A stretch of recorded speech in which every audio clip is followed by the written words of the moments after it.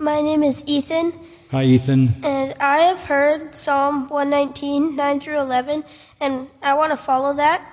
But in order to do that, how much time would you recommend spending in God's Word daily?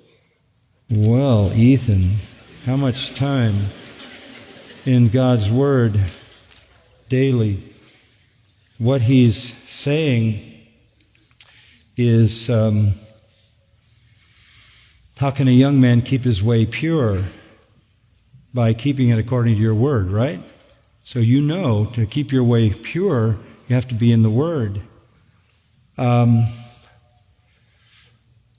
think as much as possible, but I would encourage you, maybe as a young guy, start with 15 or 20 minutes every day.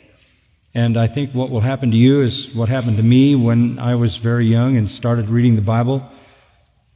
It so fascinated me that I couldn't put it down, and I found myself reading it a lot more.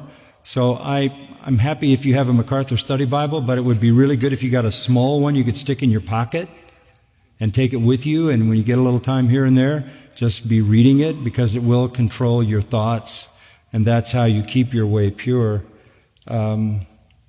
I have found for me that reading through books is the best way, and I would start in the New Testament and take some short books, and every day just read that book, and read the same book 30 days, like Philippians, 30 days.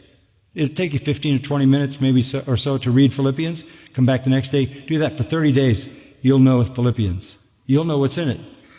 You'll know where chapter 2 is on the page. You'll visualize it.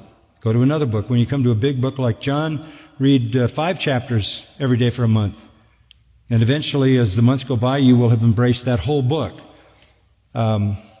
It's much better to read books than to just kind of read spotty and randomly around, because when God gave us His Word, He gave us books, 66 books, and in particular, the New Testament books. So I would encourage you to do that. And if you set not so much a clock target, but a book target, okay, I'm going to read the first 5 chapters of John every day for 30 days.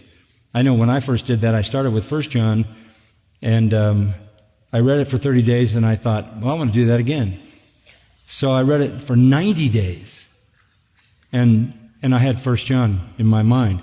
And once it was mine, I didn't need to have my Bible, because I could see it with my mind's eye. So I think the best way is not the time, but pick an amount that you can read every day and just keep reading it over and over and over. Does that make sense? Yeah.